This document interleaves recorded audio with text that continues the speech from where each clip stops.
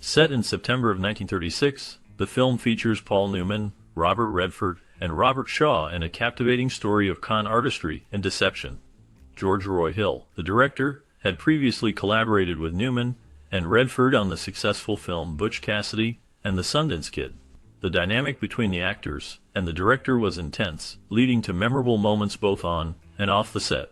During the filming of The Sting, a particularly heated discussion arose between Newman and Hill regarding a scene's direction. Frustrated with the creative differences, Newman took an unexpected approach to express his feelings. He grabbed a chainsaw and dramatically cut the director's desk in half, making a bold statement about his vision for the film. This incident not only showcased Newman's passion for his craft, but also highlighted the sometimes tumultuous relationship between actors and directors in the pursuit of cinematic excellence.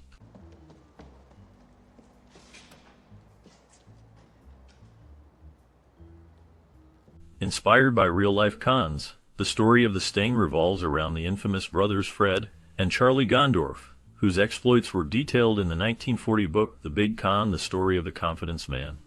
The film introduces viewers to Johnny Hooker, an aspiring con man who finds himself entangled in a dangerous world of deception and betrayal. After the murder of a mutual friend by the ruthless crime boss Doyle Lonigan, Hooker seeks revenge.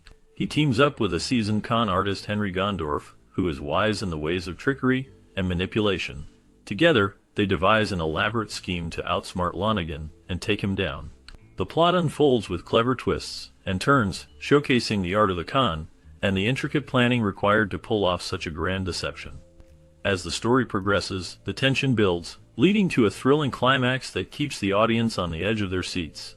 The film captures the essence of the con artist's world, blending humor, drama, and suspense in a captivating narrative. The dynamic between Hooker and Gondorff adds depth to the story, highlighting themes of friendship, loyalty, and the pursuit of justice in a corrupt world.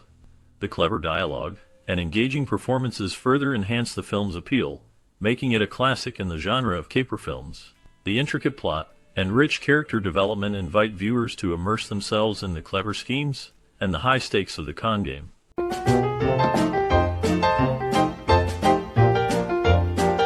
The director aimed to create a stylish film that captured the essence of 1930s Chicago and the glamour of old Hollywood. This vision was reflected in the film's overall aesthetic, which featured a carefully chosen color scheme of muted browns and maroons. These colors helped to evoke the period's atmosphere, creating a sense of nostalgia and authenticity. The lighting played a crucial role in achieving this look, as it combined both old-fashioned techniques and modern approaches. This blend allowed for a unique visual experience that enhanced the storytelling. Edith Head, a renowned costume designer, was responsible for the snappy period costumes worn by the cast. Her designs were not only visually appealing but also served to deepen the characters' identities and the film's setting. Each costume was meticulously crafted to reflect the style of the era, contributing to the film's overall charm and elegance. The attention to detail in both the visual and costume design helped to transport audiences back in time, making The Sting a memorable cinematic experience that celebrated the art of filmmaking and storytelling. Mrs. Hillard.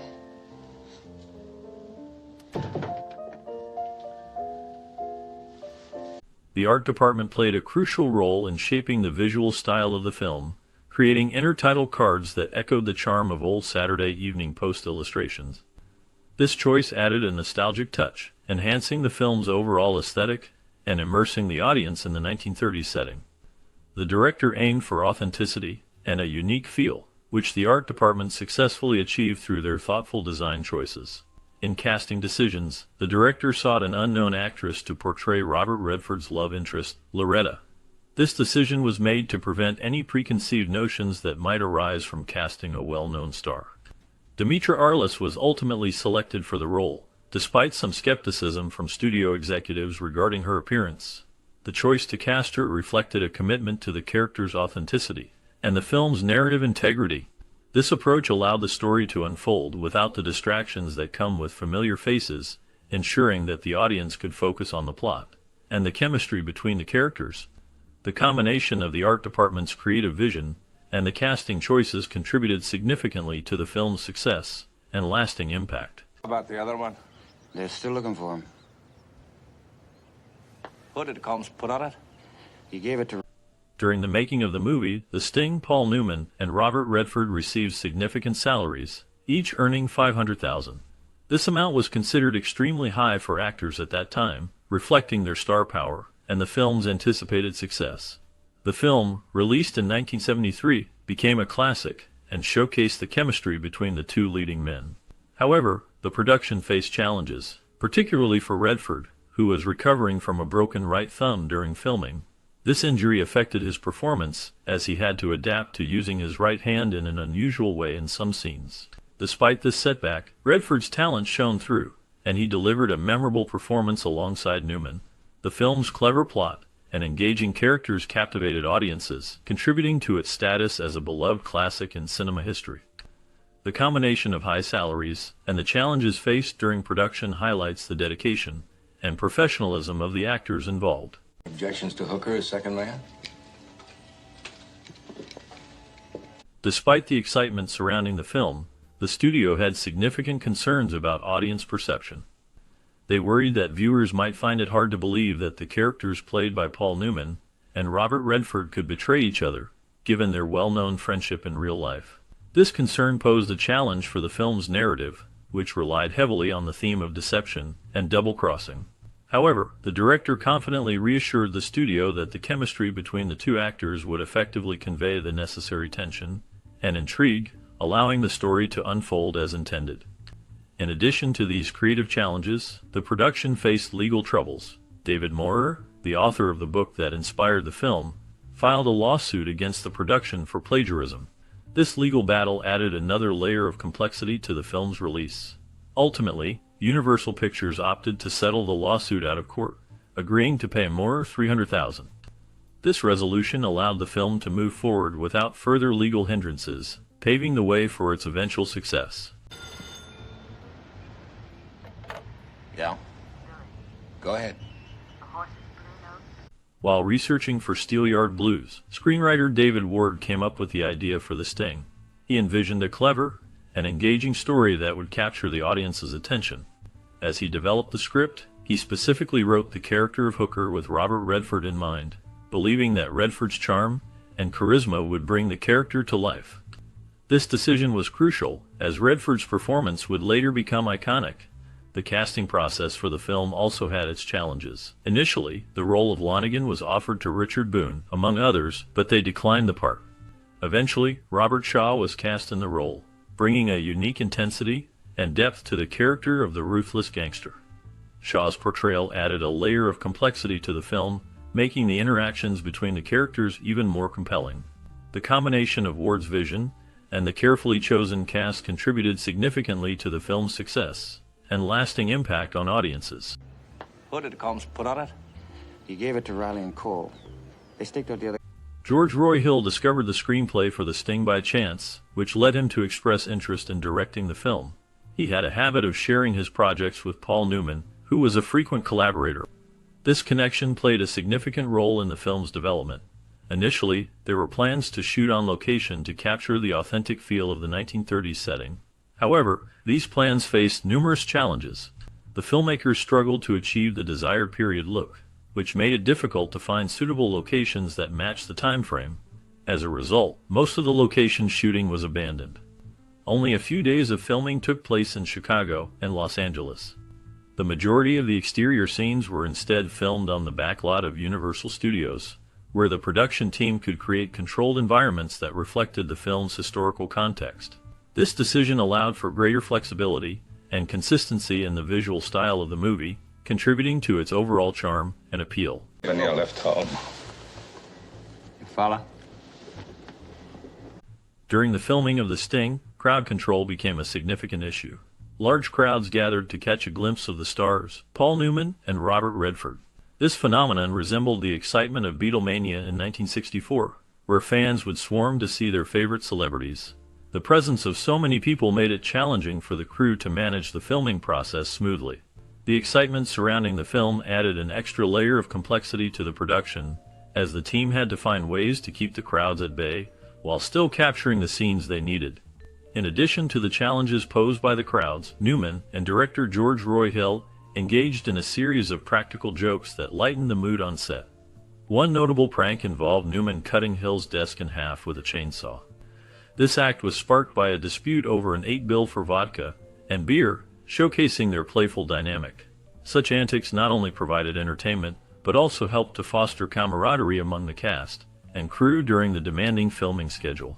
The combination of crowd issues and playful pranks contributed to the unique atmosphere surrounding the making of this classic film.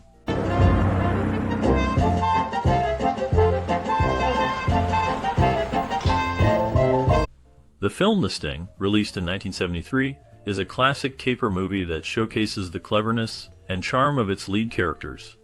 The story revolves around two con artists, played by Paul Newman and Robert Redford, who team up to pull off an elaborate scam against a powerful mobster. Their plan involves intricate tricks and clever deception, all set against the backdrop of the 1930s.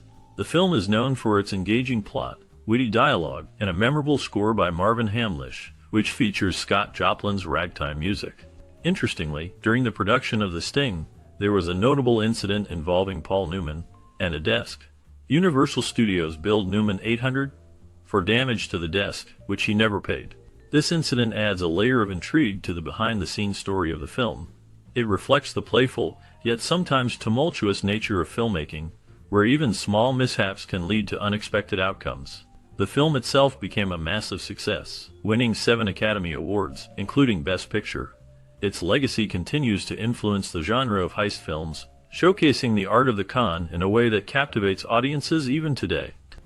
The chemistry between Newman and Redford, along with the film's clever twists, makes The Sting a timeless classic that remains beloved by many. If you saved a little bit, maybe you wouldn't have to grift so much. I like grifting.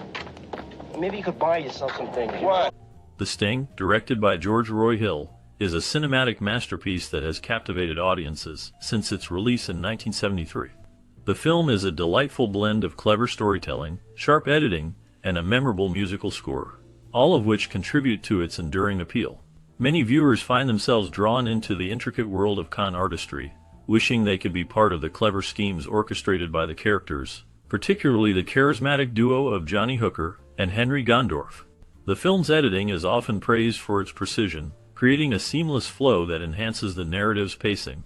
Each scene is meticulously crafted, allowing the audience to become fully immersed in the unfolding drama.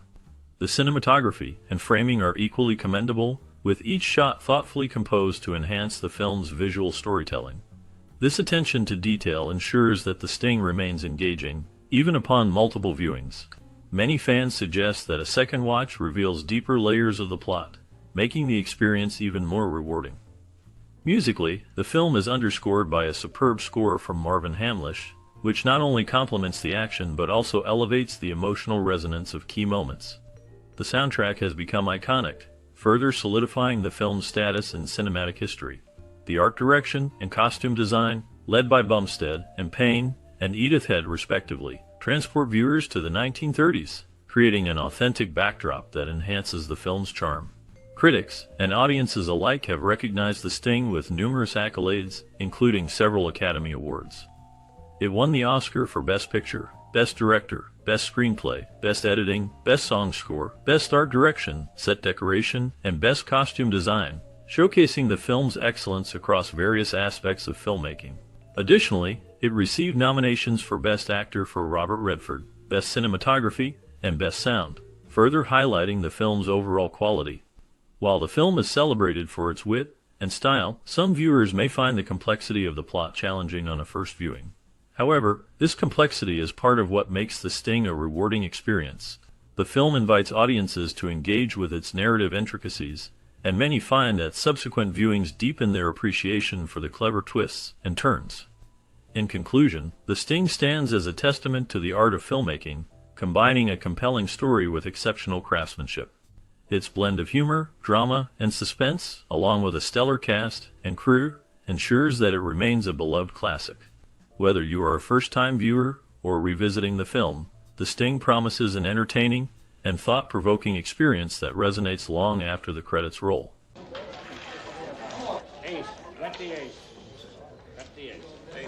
As we wrap up our exploration of The Sting, a film that masterfully blends wit, charm, and deception, we invite you to delve deeper into the lives of the talented cast who brought this story to life. What became of the actors who portrayed these unforgettable characters? Their journeys after the film reveal surprising twists and turns, showcasing their resilience and versatility in an ever-changing industry. From award-winning performances to unexpected career shifts, the paths they took are as intriguing as the plot of the film itself. Join us as we uncover the stories behind the stars, revealing how their experiences in The Sting shaped their futures and left a lasting impact on their careers. Prepare for a captivating look at the legacy of this iconic film and the remarkable lives of its cast members.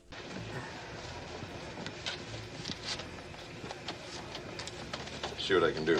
Dana Elcar portrayed FBI agent Polk in the 1973 film The Sting, a role that showcased his ability to embody authority and intrigue. His character was pivotal in the film's plot, adding tension and depth to the story. Elcar's performance was marked by a commanding presence, which left a lasting impression on audiences. Following The Sting, Elcar's career continued to flourish, with notable roles in television series such as MacGyver, where he played the character Pete Thornton. However, his life was not without challenges. In the late 1980s, Elcar faced significant personal hardships, including the onset of glaucoma, which led to his eventual blindness. This condition did not deter him. Instead, he adapted and continued to work in the industry, demonstrating resilience. Elcar's life also included a tumultuous marriage that ended in divorce, adding to the complexities of his personal narrative. He remained active in acting until his passing in 2005. The last known information about him highlights his enduring legacy in film and television, remembered for his talent and determination. Blue Note. The winner, Blue Note, paid $16, $9.40 and $6. Paul Newman portrayed Henry Gondorff in the 1973 film The Sting, a role that showcased his charm and cunning as a con artist. Gondorff is a master of deception, leading a complex scheme against a powerful mobster. Newman's performance was pivotal, blending humor with a sense of danger, making the character memorable. After The Sting, Newman continued to shine in Hollywood, earning acclaim for roles in films like Butch Cassidy and The Sundance Kid and Cool Hand Luke. However, his life was not without turmoil. He faced personal challenges, including the tragic death of his son Scott from a drug overdose in 1978, which deeply affected him. Newman also dealt with the pressures of fame and the scrutiny of his private life, including a high-profile marriage to actress Joanne Woodward, which endured despite the challenges of Hollywood. In his later years, he focused on philanthropy, founding the Newman's own brand, donating millions to charity. Paul Newman passed away in 2008, leaving behind a legacy of both cinematic brilliance and humanitarian efforts.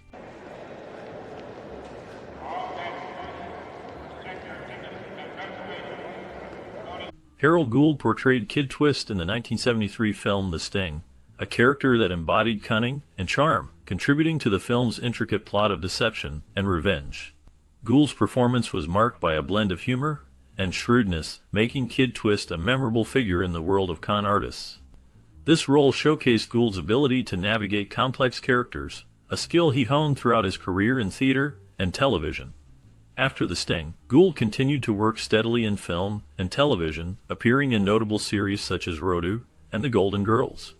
His versatility allowed him to transition between comedic and dramatic roles, earning respect in the industry. However, his life was not without challenges. Gould faced personal hardships, including the loss of his first wife, which deeply affected him. He also dealt with the pressures of Hollywood, where typecasting and ageism posed significant obstacles. In his later years, Gould remained active in acting, but he also faced health issues, including a battle with prostate cancer. He passed away in 2010, leaving behind a legacy of diverse performances and a reputation as a dedicated artist.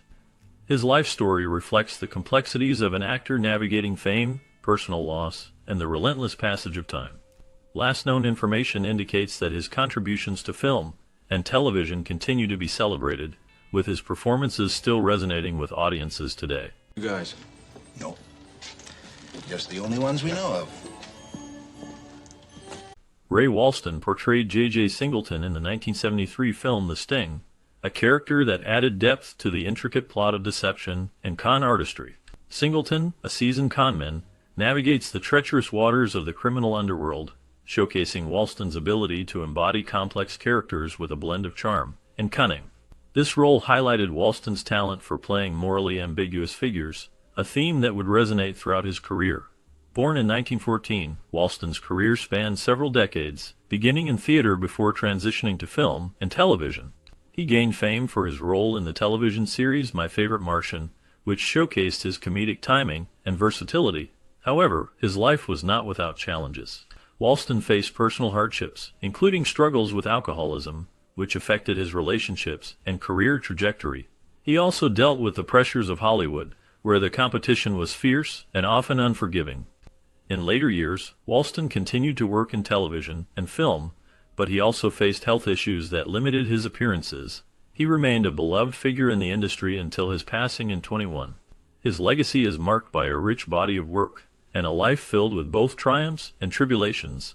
The last known information about him reflects a man who, despite his struggles, left an indelible mark on the entertainment world.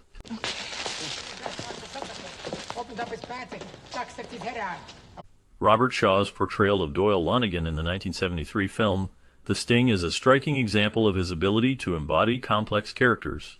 Lonnegan, a ruthless and cunning mobster, serves as the film's primary antagonist, showcasing Shaw's talent for creating tension and intrigue. His performance is marked by a chilling calmness, making Lonnegan both charismatic and menacing. Shaw's ability to convey the character's underlying menace through subtle expressions and gestures adds depth to the role, leaving a lasting impression on audiences. After The Sting, Shaw's career continued to flourish, with notable performances in films like Jaws and The Taking of Pelham 123. However, his life was not without turmoil. Shaw faced personal struggles, including battles with alcoholism, which affected his relationships and career. He experienced a tumultuous marriage to actress Mary Orr, marked by infidelity and emotional strife, leading to their eventual separation. Shaw's life was further complicated by the tragic death of Orr in 1975, which deeply impacted him. In his later years, Shaw continued to work in theater and film, but his health began to decline. He passed away in 1978 at the age of 51 from a heart attack, leaving behind a legacy of powerful performances and a life filled with both triumphs and tragedies. His last known information reflects a man who, despite his success, grappled with personal demons and the weight of his experiences.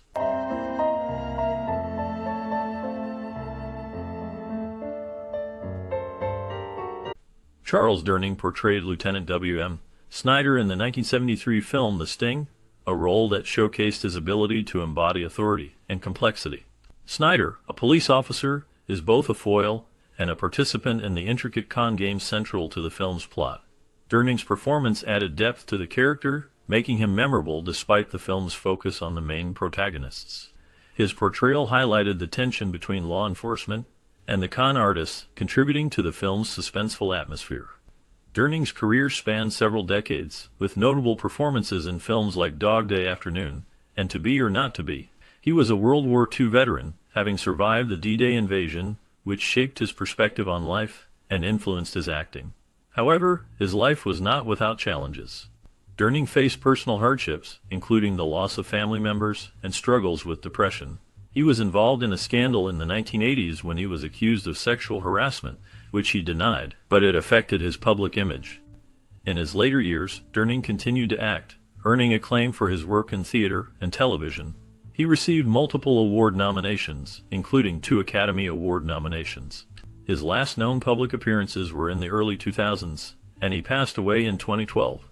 Durning's legacy remains as a talented actor who navigated the complexities of fame and personal struggles, leaving behind a rich body of work that continues to resonate. Mrs. Hillard.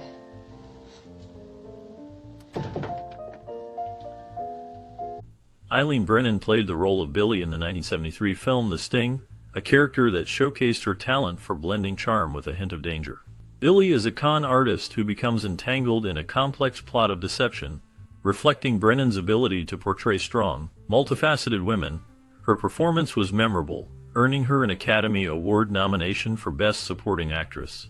Following The Sting, Brennan's career continued to flourish, with notable roles in television and film, including her work in the series CPO Sharkey and the film Private Benjamin, where she received further acclaim.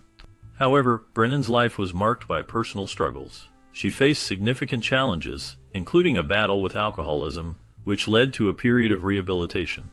In the late 1980s, she was involved in a serious car accident that left her with injuries, impacting her ability to work. Despite these hardships, she remained resilient, returning to acting and earning respect for her perseverance. In her later years, Brennan dealt with cancer, which she fought bravely until her passing in 2013. Her legacy endures through her impactful performances and the strength she displayed in overcoming life's adversities. River. Probably this section in here, 31st, 39th, Morgan, and Hall.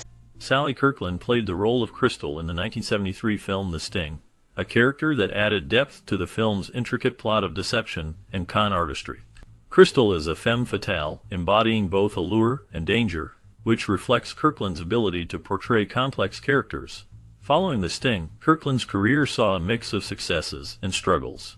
She received an Academy Award nomination for her role in Anna in 1987, showcasing her talent in dramatic roles. However, her life was marked by personal hardships, including battles with addiction and tumultuous relationships. Kirkland faced public scrutiny during her marriage to actor and director Michael McClure, which ended in a highly publicized divorce. She also dealt with the challenges of being a woman in a male-dominated industry, often fighting for roles that showcased her range. In recent years, Kirkland has continued to act, appearing in various films and television shows, but details about her current life remain sparse. As of now, she is believed to be living a quieter life, focusing on her health and well-being.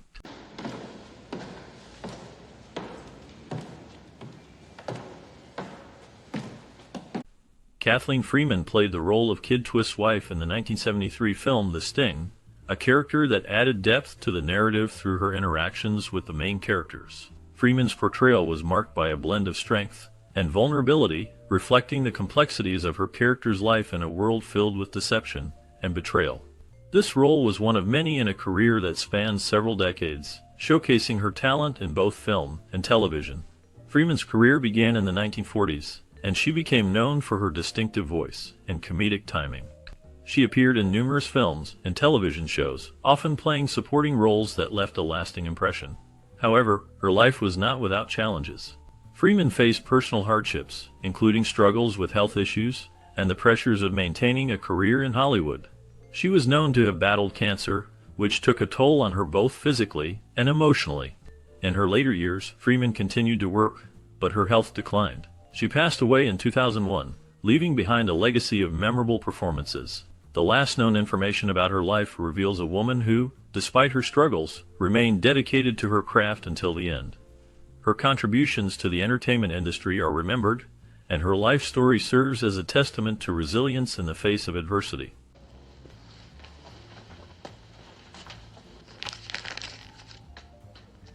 Robert Redford's portrayal of Johnny Hooker in the 1973 film The Sting is a defining moment in his career. Hooker is a streetwise con artist who teams up with an experienced swindler to take down a powerful mobster. Redford's charm and charisma brought depth to the character, making him both likable and cunning. This role solidified Redford's status as a leading man in Hollywood, showcasing his ability to blend humor with a darker undertone. After The Sting, Redford's career flourished with films like All the President's Men and Ordinary People, which he also directed.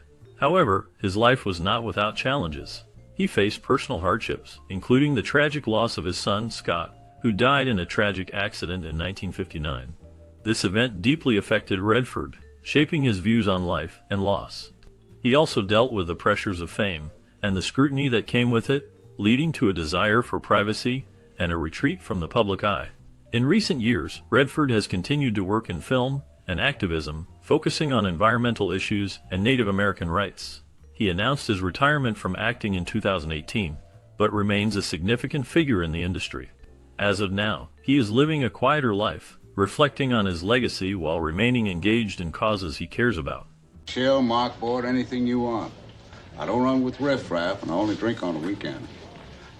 Me special. The Sting, released in 1973, remains a classic that captures the charm and cleverness of its time. Starring Paul Newman and Robert Redford, the film tells the story of two con artists who team up to take down a mob boss. The film's unique blend of humor, suspense, and a memorable score by Marvin Hamlisch has left a lasting impact on audiences. The success of The Sting not only solidified Newman and Redford as iconic actors, but also showcased the talent of director George Roy The film won 7 Academy Awards, including Best Picture, and is remembered for its intricate plot and stylish presentation. As you reflect on this cinematic gem, think back to your childhood. Did you watch The Sting with family or friends? What memories does it bring back for you? We invite you to share your stories and experiences in the comments below. Your memories could inspire others and keep the spirit of this classic film alive. Counterfeiting rap. I told him how to come in here. Don't think so. I know everyone in the place, and I always